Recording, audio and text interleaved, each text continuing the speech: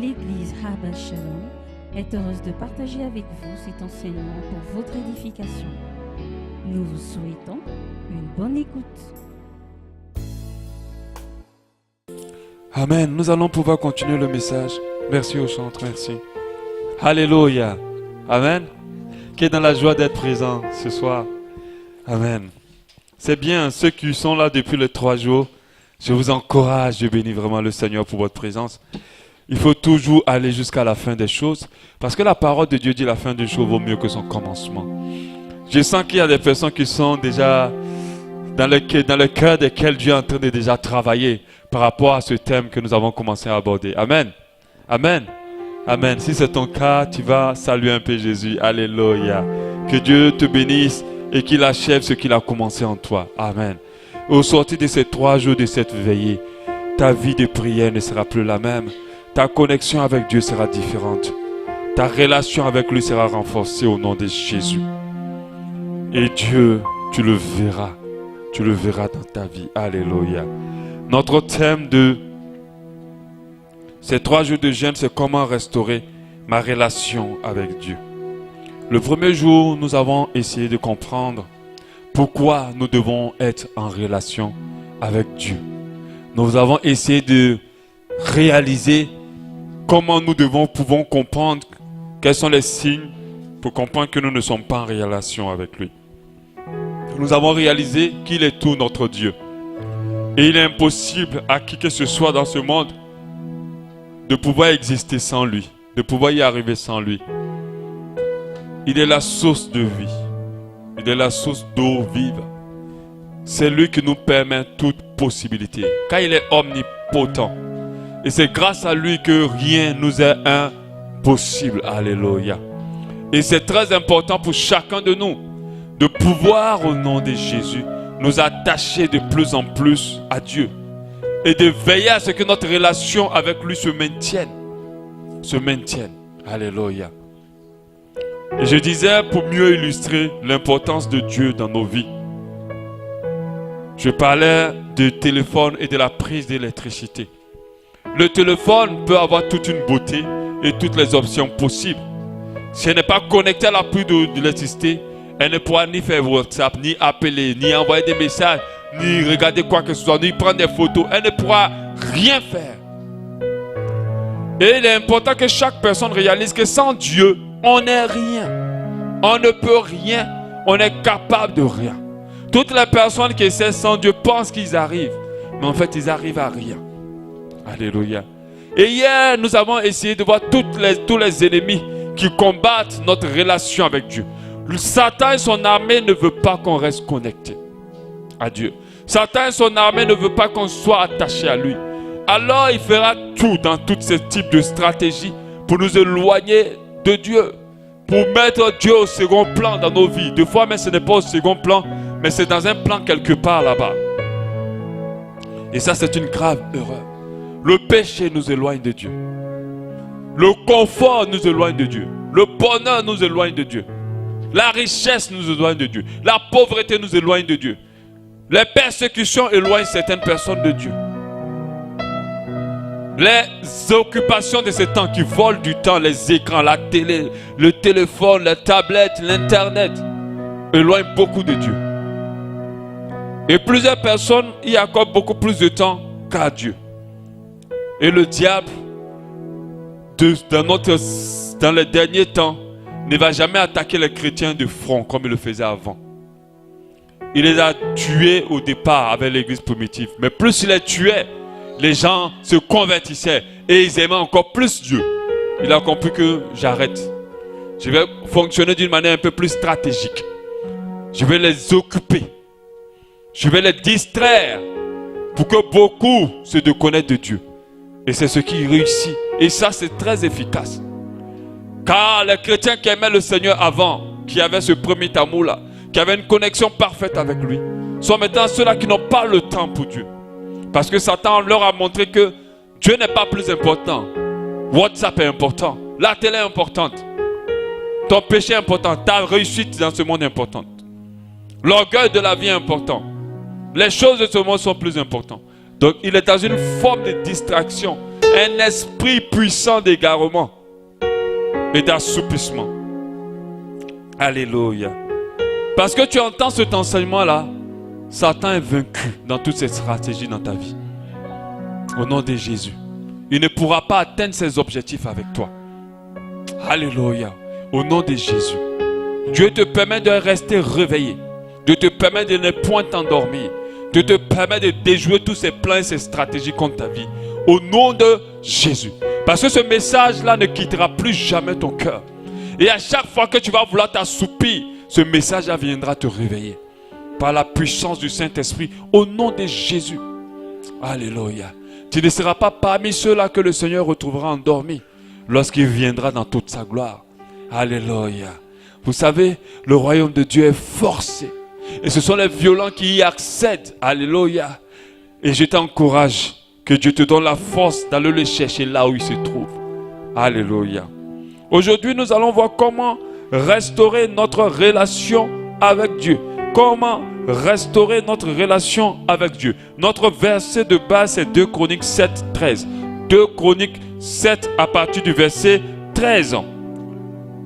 La parole de Dieu dit: quand je fermerai le ciel et qu'il n'y aura point de pluie, quand j'ordonnerai aux sauterelles de consumer le pays, quand j'enverrai la peste parmi mon peuple, sur mon peuple, ceux qui aient invoqué mon nom, s'humilie, prie, cherche ma face et se détourne de ses mauvaises voies, je l'exaucerai des cieux, je lui pardonnerai son péché, je guérirai son pays. Mes yeux seront ouverts désormais et mes oreilles seront attentives à la prière faite en ce lieu. Maintenant, je choisis et je sanctifie cette maison pour que mon nom y réside à jamais. Et j'aurai toujours là mes yeux sur et mon cœur. Et j'aurai toujours là mes yeux et mon cœur. J'aurai toujours là mes yeux et mon cœur. Alléluia. Quand vous lisez ce passage de 2 Chroniques 13, du 13 à 16, vous voyez que la procédure pour se réconcilier avec Dieu est clairement définie. 2 Chroniques 13 nous parle de Dieu qui s'est détaché d'Israël, d'une séparation qu'il y a eu entre Dieu et son peuple.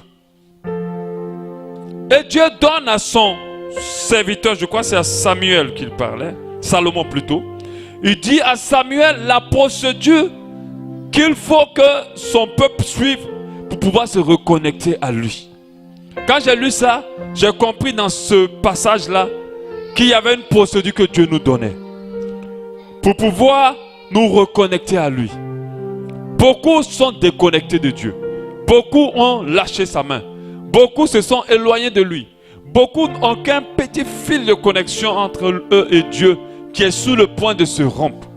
Mais Dieu nous donne plutôt dans ce verset, dans ce passage, un moyen de nous reconnecter à lui. Quand on relit le passage, 2 Chroniques 7 à partir du verset 13, quand je fermerai le ciel et quand il n'y aura point de pluie, quand j'ordonnerai aux sauterelles de consumer le pays et quand j'enverrai la peste parmi mon peuple.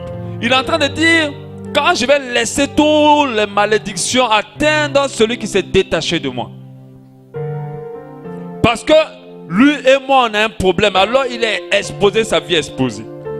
Mais il dit, si cette personne qui dit qu'il m'appartient, qui est ce qui a invoqué mon nom, s'humilie, prie, cherche ma face, et s'il se détourne de ses mauvaises voies, alors je vais écouter sa prière, donc je vais l'exaucer, je vais pardonner son péché, je vais le guérir. Mes yeux seront ouverts désormais sur cette personne. Alléluia. Mes oreilles vont être maintenant attentives aux prières de cette personne. Alléluia. Maintenant je choisis et je sanctifie la maison de cette personne en mon nom. Et j'y réside à jamais. Et j'aurai toujours là mes yeux et mon cœur. Alléluia. Celui qui est en connexion avec Dieu, regarde, c'est comme ça que Dieu veille sur cette personne. C'est comme ça que Dieu est attentif à ses prières. C'est comme ça que Dieu voit son état. Et que Dieu le guérit. Que Dieu pardonne son péché. Alléluia. Dieu ne peut pas pardonner les péchés de quelqu'un qui n'a pas de connexion avec lui.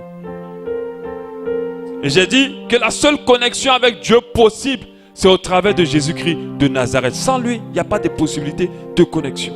Donc, comment restaurer sa relation avec Dieu?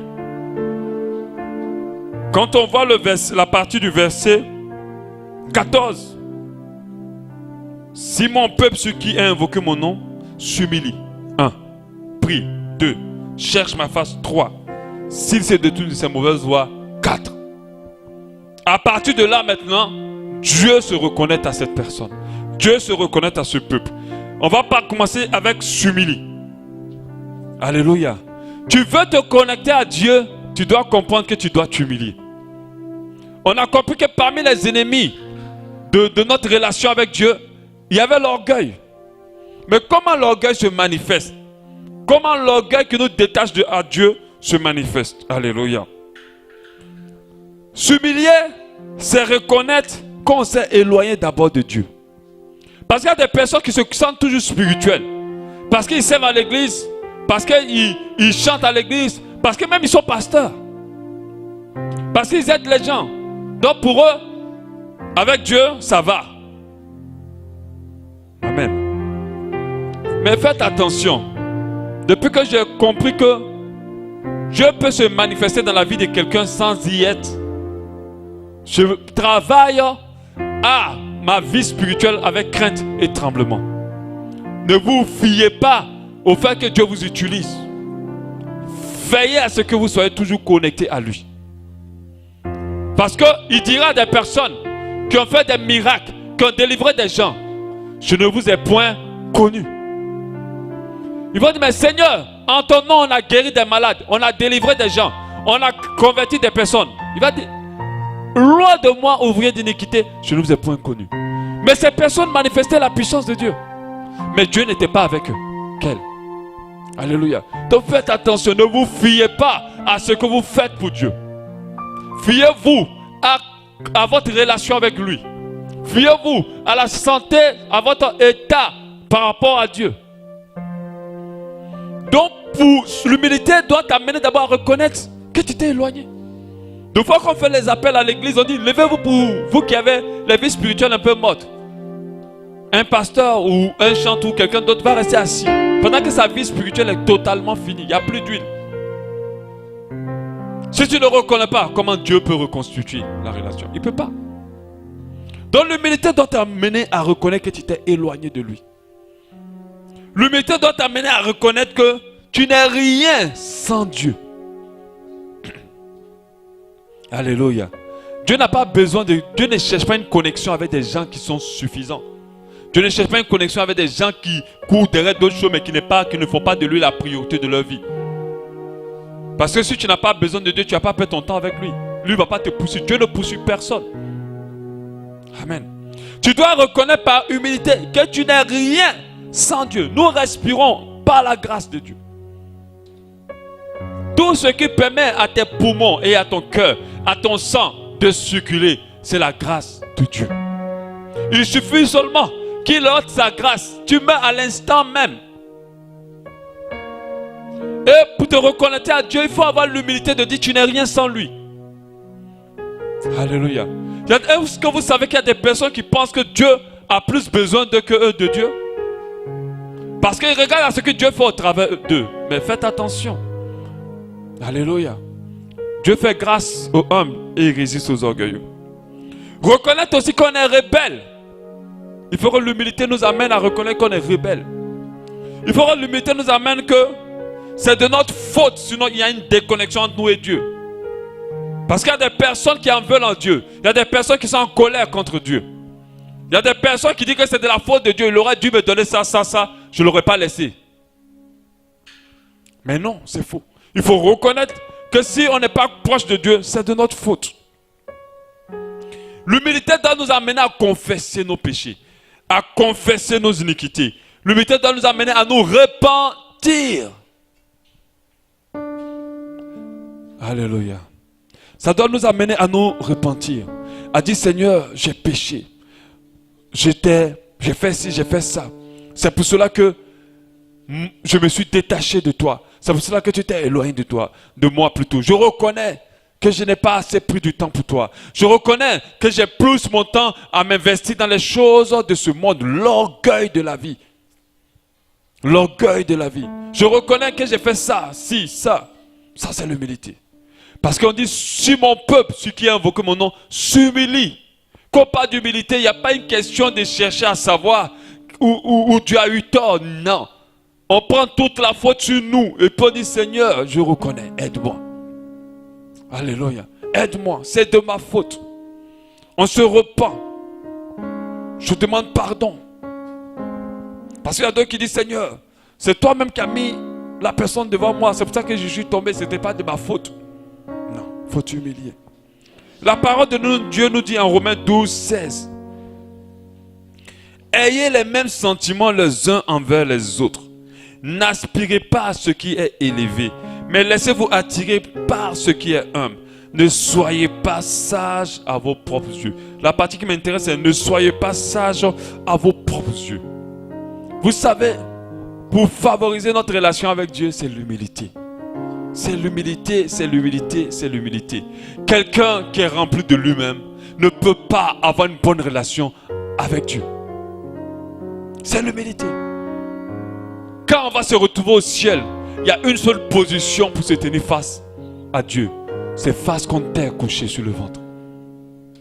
Tu ne peux même pas te mettre à genoux. À genoux même là, mais tu ne peux pas. Ça serait face contre terre.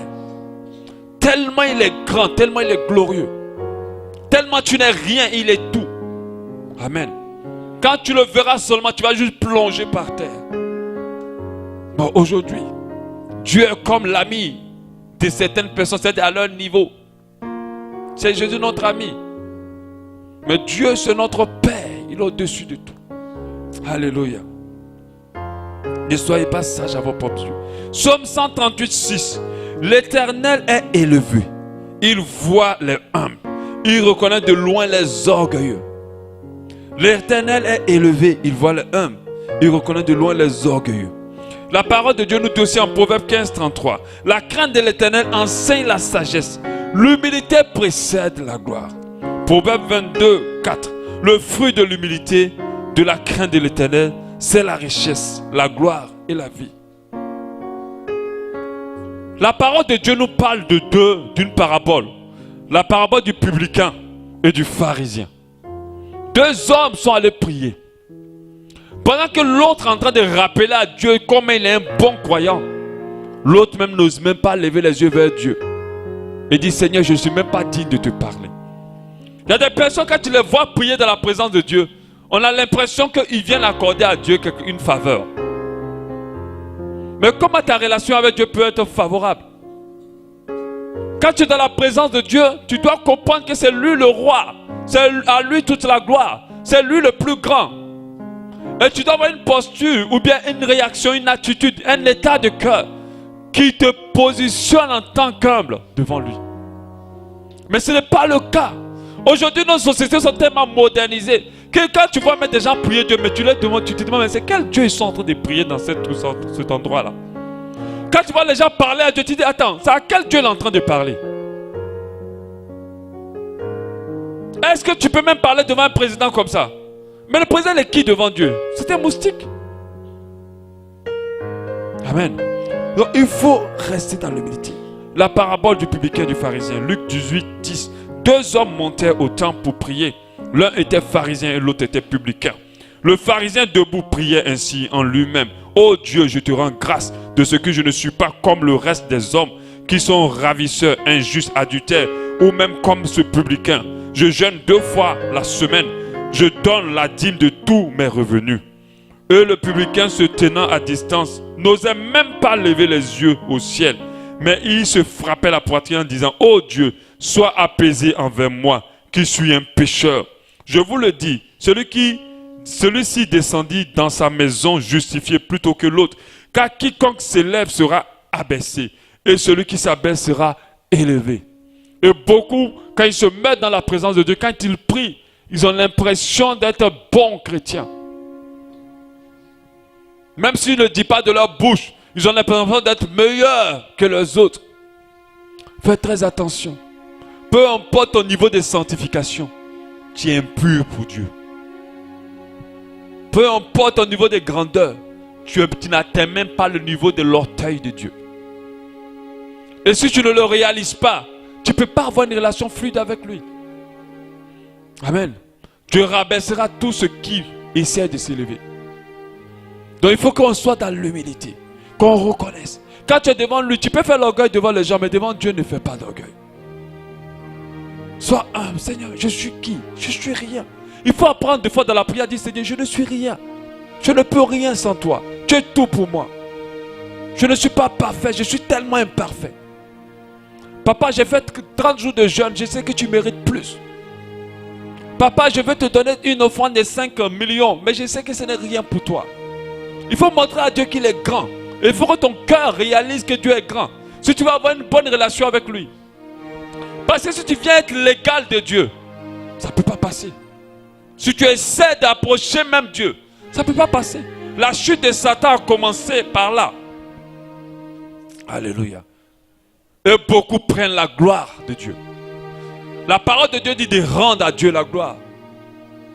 Tu prêches, oh tu prêches bien. Ah, oui c'est vrai, j'ai bossé, j'ai fait la théologie, j'ai fait ceci. L'Esprit de Dieu, il n'y a pas d'humilité. Qu'est-ce que tu peux faire si Dieu ne t'a pas donné la capacité? Rien. Et ça, il faut que tu le réalises profondément. Un enfant véritable de Dieu qui a été touché par le Saint-Esprit, c'est qu'il n'est capable de rien sans Dieu. C'est qu'il n'est rien sans Dieu. Tu veux restaurer ta relation avec Dieu? Commence à être humble. Humble pour apprendre. Humble pour le connaître. Humble pour te confier à lui totalement. Humble pour te lâcher entre ses mains. Humble pour te repentir. Pour demander sa faveur et sa grâce tous les jours. Alléluia. Le deuxième élément, c'est prier. Prier. 1 Thessaloniciens 5, 17 dit prier sans cesse. Le moyen par excellence d'avoir une relation avec Dieu, c'est la prière. C'est la prière. À chaque fois que nous nous présentons devant Dieu pour prier, nous avons une relation avec lui. Si tu ne pries pas, il ne faut pas te tromper. Tu n'as pas de relation avec Dieu. Si tu ne prends pas assez de temps dans la prière, ne te trompe pas. Tu n'as pas de relation avec Dieu. Parce que le moyen pour avoir une relation, d'avoir une relation avec Dieu, c'est de prier. La prière, c'est de parler à Dieu. Et la prière inclut aussi d'écouter Dieu. Beaucoup de personnes ne passent pas du tout dans la présence de Dieu. S'ils ont trop fait 32 minutes, 30 minutes au maximum, même pas par jour, sur 5 jours sur 5. 5 jours, voilà. Pendant 5 jours, près de 30 minutes une fois. Si on assomme tout le temps de la prière de sa semaine, elles ne peuvent même pas atteindre 30 minutes. Et puis elles vont dire qu'elles ont une relation avec Dieu. Tu n'as pas de relation avec Dieu. Tu ne peux pas aimer une femme avec qui tu ne prends pas le temps de t'asseoir et de parler avec elle. Oui, je t'aime, mais je n'ai pas toujours le temps. Ok, j'ai tel boulot. Oh, à tout à l'heure. C'est comme ça que je dois dire à Dieu. Mais la femme arrivait à un moment, elle dit, mais lui là, est-ce qu'il dit qu'il m'aime vraiment? Il n'a pas de relation. Mais quand tu as le seul contact avec elle, c'est pour lui demander quelque chose et puis tu ressors. Oh, j'aimerais faire, est-ce que tu as fait ça, est-ce que tu as... Et puis c'est fini. Tu n'as pas de relation. Arrivé un moment, il faut que tu t'assoies vis-à-vis de cette personne et que vous parlez. La prière est le moyen par excellence d'avoir une relation avec Dieu. S'humilier d'abord, mais il faut prier. Alléluia. La Bible dit en Éphésiens 6, 18. Faites en tout temps par l'Esprit toutes sortes de prières et de supplications. Veillez à cela avec une entière persévérance et priez pour tous les saints. C'est une recommandation de la parole de Dieu qui nous aide à rester connectés à Dieu. Il suffit seulement que tu ne pries pas un seul jour. Ta relation avec Dieu est en train de se dégrader. La prière, comme je le disais la dernière fois, on ne fait pas d'économie de prière. De la même manière que les bontés de l'Éternel se renouvellent tous les jours sur la vie de ses enfants, de la même manière, chaque jour, tu dois prendre ta dose de prière. Tous les jours. On ne prie pas pour dire, on a tellement prié jeunesse aujourd'hui là-bas. Je vais faire la réserve pour 4 jours. Et 4 jours maintenant, on sort comme ça parce qu'on a trop prié la veille. Non. Tu dois tous les jours prier. Tous les jours, tu dois te ressourcer. Tous les jours, tu dois te connecter. Dieu n'utilise jamais les choses d'hier. Quand il te bénit là, tous les jours, il renouvelle ses bontés sur ta vie. Ce n'est pas les bontés d'hier qu'il avait réservées. Il renouvelle tous les jours. Donc tous les jours, tu dois renouveler aussi ta connexion avec Dieu. Je prends tout dans le cas d'un couple. Si je parle à ma femme aujourd'hui, et puis aujourd'hui on a parlé au moins 3 heures, et puis demain je ne lui parle pas. Quand elle veut me parler, non, il y a quelque chose, il y a un problème. Nous-mêmes, nous savons, nous qui avons eu des relations, nous savons que ce n'est pas une affaire d'un jour, c'est une affaire de tous les jours, une relation. Alléluia. Même si vous ne voyez pas, vous allez vous appeler. Oh, comment ça va, Mais à quel moment la relation commence à se rompre? Quand l'un d'eux fait 2 jours, 3 jours sans appeler ou sans être en contact. Ou l'un d'eux fait 3, 4 jours qui n'a plus le temps. Non, j'ai trop de boulot. Après l'autre, ça là, le gars là, il veut me plaquer. Amen. Ou la go là, on dirait qu'il y a quelqu'un d'autre. Vous devez comprendre que c'est pareil pour Dieu. Tu ne peux pas trouver un jour pour dire oui, j'ai prié aujourd'hui, donc 3 jours, c'est pas... Quand tu fais ça, ton amour pour Dieu n'est pas encore beau fixe. Prier, c'est parler à Dieu, mais aussi l'écouter. Tendre l'oreille à sa voix. La parole de Dieu nous encourage à veiller et à prier. Pourquoi? Pour ne pas pécher. Déjà. Qu'est-ce qui nous permet de nous sanctifier? J'ai dit, toute ta volonté ne peut pas te sanctifier. C'est pour ça que les religions ont mis des règles, mais qui condamnent leurs adeptes. On dit, vous ne pouvez pas vous marier, vous devez rester célibataire. Mais les gens qui restent célibataires, qui n'ont pas de connexion avec Dieu, ils ne pourront pas rester célibataires. C'est pour ça qu'on a toutes les dérives dans certaines religions. Parce que si tu n'es pas connecté à Dieu au travers du vrai lien, Jésus-Christ de Nazareth. Parce que la parole de Dieu dit que lui-même il descend sous forme humaine pour réconcilier le monde avec lui. Les hommes avec lui. Donc du coup, on met des lois et des règles. Les gens ne peuvent pas les maintenir. On prie, on reste dans la prière, on veille pour pouvoir tenir dans la sainteté. Matthieu 26, 41, veillez, priez, afin que vous ne tombiez dans la tentation. L'esprit est bien disposé, mais la chair est faible. On prie aussi pour être prêt pour le retour du Seigneur. Quand j'écrivais cette partie, Dieu m'a dit, ceux qui seront enlevés, c'est ceux qui resteront connectés à moi. Ceux qui seront enlevés sont ceux qui resteront connectés à moi. Si tu as fait une semaine, tu sais 2 minutes avec Dieu. Mais le jour où le Seigneur vient, tu vas t'enlever comment? C'est pas possible. Parce que tu n'as pas de relation avec son Père. Tu n'as pas de relation avec le Père. La Bible dit en Marc 13, 33, prenez garde, veillez, priez.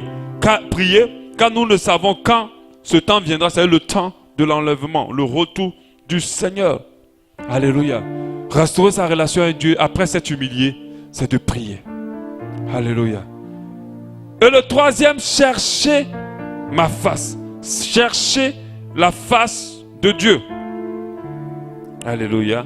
Le psaume de David, verset 63, 1. Psaume de David, lorsqu'il était dans le désert de Juda, David dit, ô Dieu, tu es mon Dieu. Je te cherche. Mon âme a soif de toi. Mon corps soupire après toi. Dans une terre aride desséchée, sans eau. Alléluia. Alléluia. On a Ésaïe 55, 6. Cherchez l'Éternel pendant qu'il se trouve. Invoquez-le tandis qu'il est prêt. Jérémie 29, 13. Vous me chercherez et vous me trouverez. Si vous me cherchez de tout votre cœur. S'humilie, prie et cherche ma face. Vous savez que Dieu tourne sa face quand une personne ne l'honore pas. Quand une personne a une vie qui ne le glorifie pas. Quand tu vis dans le péché, quand tu vis dans la désobéissance, il te tourne sa face. Quand tu veux reconnecter à lui, il faut chercher sa face. Comment chercher dans sa face? Dans sa parole. Alléluia. Dans sa parole. Tu veux chercher la face de Dieu, oriente-toi vers sa parole. Parce que la Bible te dit que ce livre de la loi ne s'éloigne pas de ta bouche. Il faut l'habiter jour et nuit. Alléluia. En Josué 1, tu dois chercher Dieu dans sa parole. Tu dois méditer sa parole. Tu dois lire sa parole. Mais un moyen très intéressant de chercher La face de Dieu, c'est aussi dans la consultation divine. Quand il dit la consultation divine, c'est de demander à Dieu, d'aller auprès de lui, de le consulter pour ton état de cœur, pour toi-même. Alléluia. Un autre moyen qui est très important, c'est les retraites spirituelles. J'aimerais un peu parler de ça. Un enfant de Dieu ne peut pas vivre 365 jours sur 365 jours sans trouver une période où il se retire de tout, où il s'enferme quelque part. Pour dire, toi et moi, c'est nous deux. Laissez le téléphone dehors, tout dehors. Ça peut être 2 jours, ça peut être 3 jours, ça peut être 1 semaine, ça peut être 40 jours, comme pour Jésus. Mais il faut absolument que l'enfant de Dieu apprenne à se retirer. Celui qui se retire et qui dit, Dieu, je ferme mes yeux sur tout ce qui est dehors. Toi et moi, je veux t'entendre. Dieu va lui parler. Il dit, le chercher de tout notre cœur. La retraite spirituelle mute tout ce qui nous embrouille. Vous savez, Dieu ne cesse jamais de parler par son esprit. Mais pourquoi on ne le comprend pas?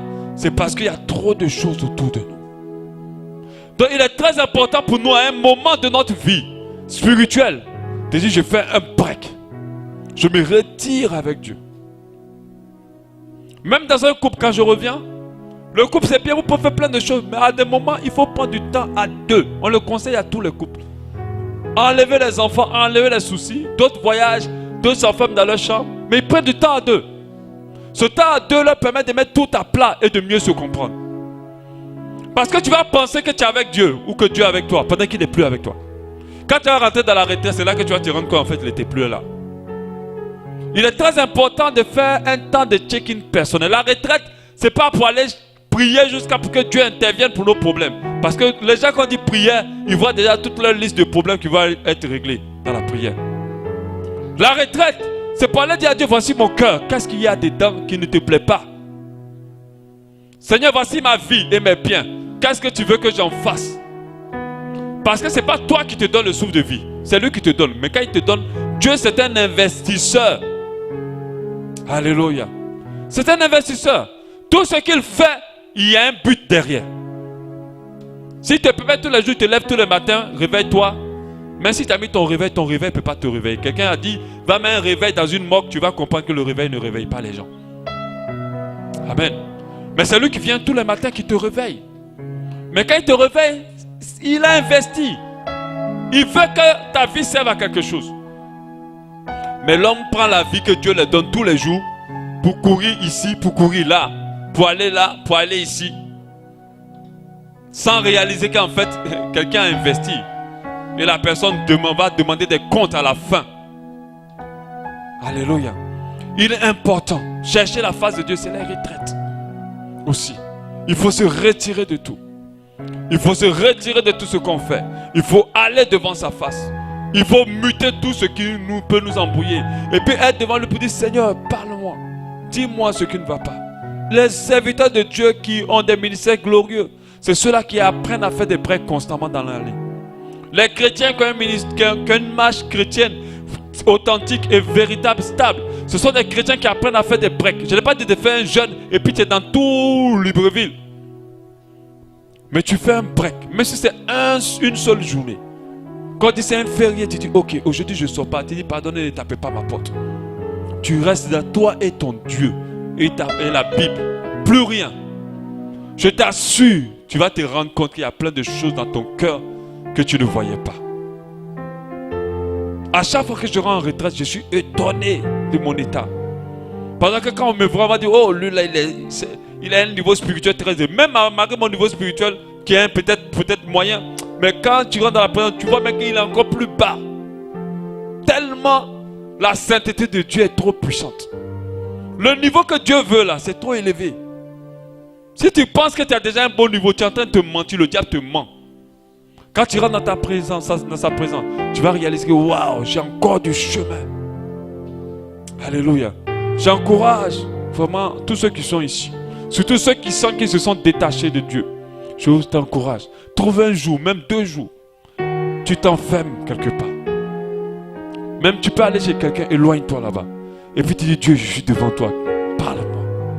tu pries, tu te repens, tu t'humilies, tu demandes pardon, tu dis Seigneur parle-moi, il va te parler. Je me rappelle ma dernière retraite, dès que je suis rentré, il a commencé à me donner immédiatement des directives. Je suis sorti avec un cahier rempli. Amen. Mais quand je fais des jeûnes comme ça où je travaille, Dieu ne me parle pas autant. Mais du moins en fait, je ne capte pas sa voix plus nettement. Alors que pendant la retraite, je faisais des songes tous les jours, j'avais des visions, j'avais des pensées de Dieu constamment. Il n'y a pas un jour qui passait tant que je n'écrivais pas dans le cahier. Mais quand je jeûne et puis je suis je fais mes activités, il y a plein de choses. Je peux faire mes 2 jours même, je n'ai rien entendu. Amen. Je vous encourage aux retraites spirituelles. L'église est là, si tu veux faire une retraite, on va organiser ça. Alléluia. On va organiser ça. Alléluia. Et je préviens que le mois prochain, on a une retraite collective. Si on sait, ça se dit. Alléluia. On va venir là devant la face de Dieu qui nous parle. Mais ça, c'est pas plus puissant qu'une retraite individuelle. Alléluia. Chercher la face de Dieu, c'est l'aimer aussi passionnément. J'ai compris une chose, on ne peut pas avoir une bonne relation avec Dieu si Marc 12:30 n'est pas accompli dans notre cœur. Marc 12:30 nous dit, tu aimeras le Seigneur, ton Dieu, de tout ton cœur, de toute ton âme, de toute ta pensée et de toute ta force. Si tu n'es pas à ce stade-là, ça va être difficile de maintenir une bonne relation avec Dieu. Si le monde te passionne plus que Dieu, si ton conjoint ou tes enfants te passionnent plus que Dieu, si ton travail te passionne plus que Dieu, si l'argent te passionne plus que Dieu, tu ne peux pas avoir une bonne relation avec lui. Alléluia. Notre Dieu est un Dieu jaloux. Tout ce qui a un peu de place dans ton cœur, il ne veut pas. Soit tu veux tout ton cœur, soit tu ne veux rien. Alléluia. Donc très important pour chacun d'aimer Dieu de tout le cœur, toute son âme, toute sa pensée et toute sa force. Quand tu arrives à ce niveau-là, naturellement, tu vas chercher sa face constamment. Chercher la face de Dieu constamment, c'est de toujours se soucier de qu'est-ce que Dieu veut et pense par rapport à telle ou telle situation. Alléluia. On va partir au dernier point, le 4, pour réconcilier sa relation, restaurer sa relation avec Dieu, c'est se détourner de ses mauvaises voies. Alléluia. Ça, par rapport aux ennemis hier, c'était une évidence. Nous devons abandonner nos ambitions personnelles et les remplacer par celles de Dieu. Alléluia. Se détourner de ces mauvaises voies, c'est d'abandonner ce qu'on veut et chercher ce que Dieu veut. Alléluia. Jésus pouvait dire, ma nourriture, c'est de faire la volonté de celui qui m'a envoyé et d'accomplir son œuvre. C'est-à-dire, les voies qui sont mauvaises, les mauvaises voies, c'est d'abord des voies de péché, mais aussi ce sont nos voies. Parce qu'en dehors des voies de Dieu, aucune voie n'est bonne. Alléluia. En dehors des voies de Dieu, aucune voie n'est bonne. Donc il faut se détourner de ces voies. Qu'est-ce que tu veux être? C'est bien. Mais est-ce que Dieu a dit c'est ce qu'il veut que tu sois? Cherche ce que Dieu veut que tu sois. Ce que Dieu veut que tu sois est bien meilleur et bon par rapport à ce que toi tu veux être. Se détourner de ces mauvaises voies, c'est renoncer à ce qu'on veut être. Mais c'est plutôt être ce que Dieu veut qu'on soit. Alléluia. Se détourner de ces mauvaises voies, c'est renoncer au désir de ce monde et au désir de la chair. Qu'est-ce que tu veux dans ce monde? C'est de renoncer, les abandonner. Le désir de ce monde et le désir de la chair. Quand quelqu'un te dit, je ne peux pas faire une semaine sans avoir de rapport sexuel, c'est quelqu'un qui n'a pas renoncé à ses mauvaises voies.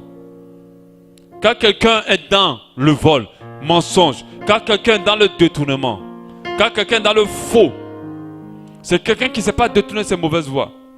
Quelqu'un qui ne sait pas repentir ne sait pas détourner ses mauvaises voies. Dieu ne peut pas accepter que nous venons à lui une situation de réconciliation pendant que nous sommes encore attachés à la désobéissance. Il n'est pas d'accord. Si tu viens en concubinage et que tu veux avoir une relation parfaite avec Dieu, ce n'est pas possible. Si la société accepte le concubinage, dans la maison de Dieu, il n'y a aucune possibilité d'acceptation de l'impureté. Amen. Ce n'est pas possible.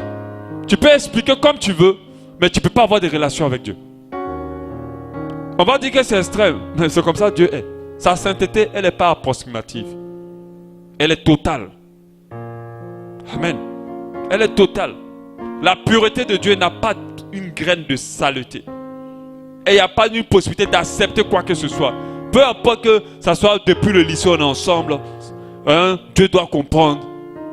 Dieu ne comprend pas. Il comprend que sa parole et il comprend la pureté. Amen. Et ça, il faut que nous comprenions cela. Il faut vraiment se détourner de toutes ces mauvaises voies. Si tu es dans des conditions que toi-même qui sais qu'il ne plaît pas à Dieu, tant que tu ne te détournes pas de lui, toi et Dieu, il n'y a pas de possibilité de connexion. Amen. Il n'y a pas. Donc tu veux avoir une bonne relation avec Dieu, tu sais les choses que tu dois laisser maintenant. Et que tu dois abandonner maintenant. Si tu ne sais pas comment le faire, je suis là. Viens, on va en parler. Je vais te dire la pensée de Dieu par rapport à ce que tu dois faire. Alléluia. C'est ça, c'est détourner de ces mauvaises voies. Tu ne dois pas aimer le monde. Parce que la Bible dit, si quelqu'un aime le monde, l'amour du Père n'est point en lui. Si quelqu'un aime le monde, il n'y a pas de possibilité de relation entre lui et Dieu. 1 Jean 2, 15. Se détourner de ces mauvaises voies, c'est d'abandonner ces mauvaises habitudes. J'ai parlé hier de WhatsApp. C'est juste utile pour répondre à tout truc. Mais si tu restes dans des futilités et que cet outil-là te prend du temps, c'est une mauvaise voie. Parce que même en dehors même de la foi, il y a certaines personnes qui vont te demander que WhatsApp est fait pour détruire ta destinée. Parce que le temps que tu mets dedans t'empêche de travailler, t'empêche d'évoluer, t'empêche d'avoir l'esprit disposé à pouvoir entendre des choses importantes pour ta vie. Quand vous voyez des gens en train de regarder des vidéos, en train de répondre, les groupes même. Moi, je me suis retiré de la majorité des groupes. Le groupe de l'église, vous allez vous rendre compte qu'on ne met pas beaucoup de choses dessus. J'aime pas les grandes conversations, ça sort, non, j'aime pas. Et tu es sur le groupe en train de répondre les débats, les trucs. Ils sont en train d'aspirer ta destinée. C'est une mauvaise habitude. La télé, le nombre de temps que tu y passes dessus. Parlons de foot.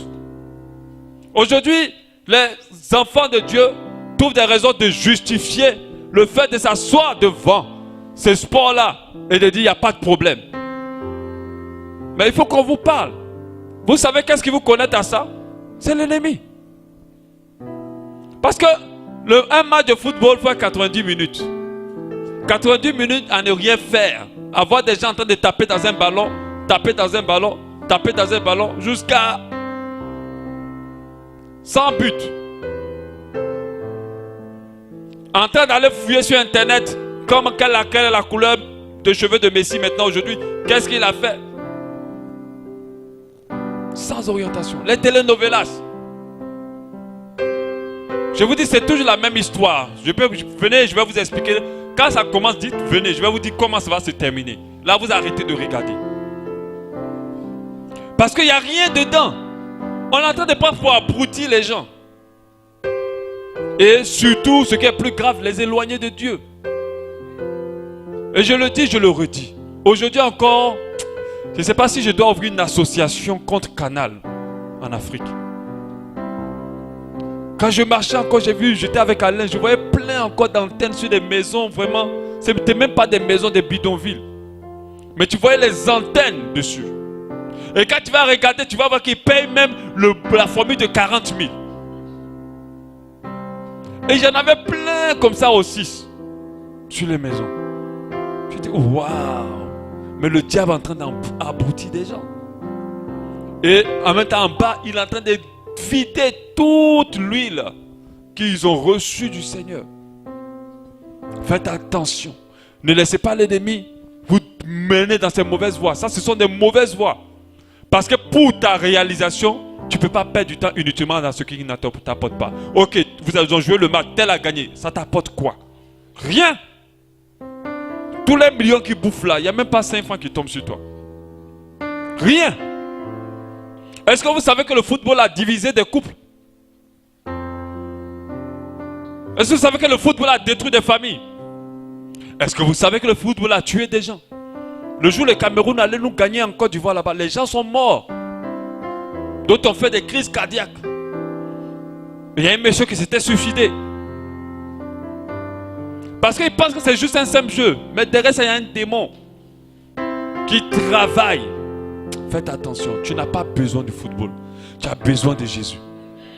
Tu n'as pas besoin, il n'est pas indispensable dans ta vie. Mais c'est la chose qui est indispensable dans ta vie, là, c'est Dieu.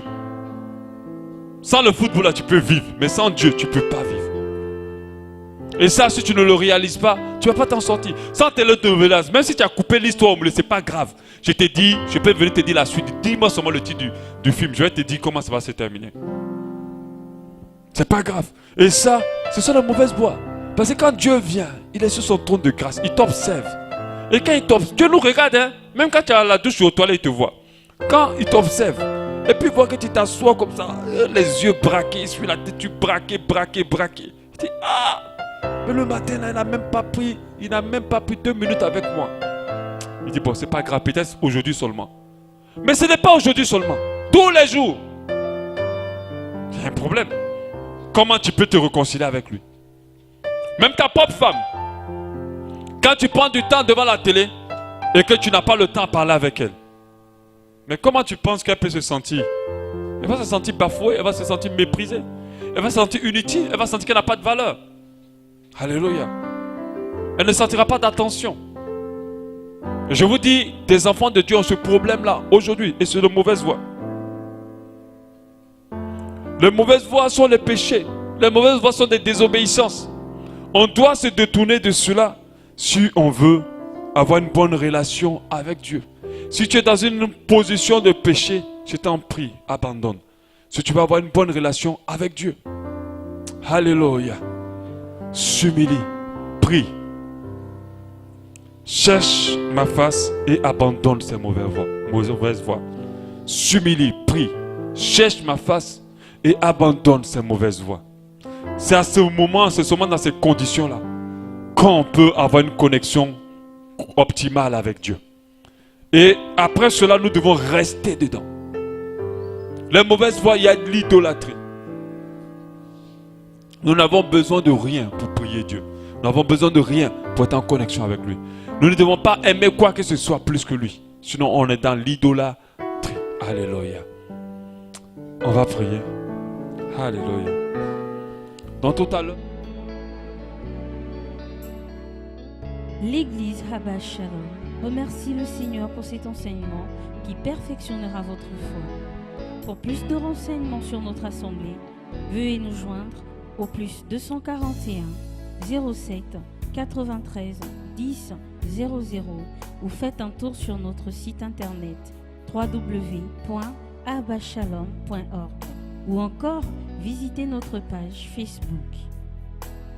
Abba Shalom, expérimentez l'amour et la paix de Dieu.